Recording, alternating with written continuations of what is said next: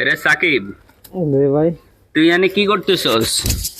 এই যে ভাই টেরাফের নিচে আপনার সাপোর্ট দিতেছি। কিসে সাপোর্ট দে? একটু জোরে ক, তোর কথাটা কইতে কষ্ট হয়, বুঝছি, জোরে ক। টেরাফের নিচে সাপোর্ট দিতেছি। তো এখানে সাপোর্ট লাগে? তো এখানে তো তুই ডাইরেক্ট বালু ফালাই দিলে হইতো। সাইড তো খাড়াই সুন্দরভাবে বুঝা জিনিসটা কি হয়েছে, বুঝা।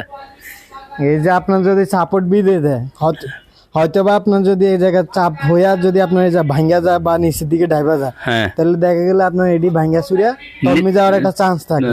হ্যাঁ, তাহলে চান্স থাকে যেন ওই সমস্যাটা যেন না হয়, হ্যাঁ, তার কারণে ওই যে আপনার 10 ইঞ্চি গাঁথ নিয়ে উঠাইয়া আমরা নিচে সাপোর্ট দিয়ে দিলাম। বেজ বানাই দিচ্ছস। হ্যাঁ, বেজ বানিয়ে দিলাম। দেখা যায় কি অনেক সময় ট্রাপ জাম হয়ে যায়, বুঝছেন ভাই।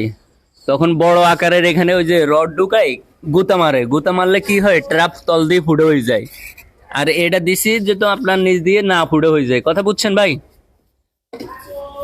বুঝছেন তো? কাজটা আপনার কাছে কেমন লাগতেছে ভাই? আমরা তো বাড়িওয়ালার লোক, ইটালি পার্টি, ভালো লাগতেছে?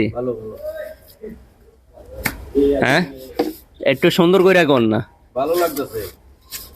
কারণ অনেকে আমি যে এভাবে দিছি, অনেকে কিন্তু আপনার এটা এভাবে শুধু পাইপ দিয়ে রাখতো, আর পাইপ দিয়ে ওই যে মাটি ফালাই দিত, ওপরে দিয়ে পিট পাট, ভিতরে দিয়ে সদরঘাট। আমরা সদরঘাট করি নাই, আমরা ফিট ফাটে করতেছি। এই যে দেখছেন, কারণ কি ভাই এটা নিচে কেউ করে না। এটা যে কত বড় একটা গ্রুপ, তো অনেকে বুঝে না। লাস্টে কি হয় জানেন? এই যে আপনি ডালাই করতেছেন না, ফ্লোরে ডালাই করতেছেন, টাইস করতেছেন, এগুলা ভাঙ্গে এরপরে এটারে সমাধান দিতে হয়। পানিতে যাইতে হইব। পানি যাইতে হইব তো। তো ঠিক আছে ভাইয়া, সুন্দর করে করো, সুন্দর করে চারপাশে দিয়ে দাও। তো আমাদের এই কাজটুকু কেমন হয়েছে আপনারা বলবেন। আর আমাদের যদি কাজটা ভালো লাগে থাকে তাহলে অবশ্যই আমাদের এই পেজটাকে ফলো করবেন। ধন্যবাদ।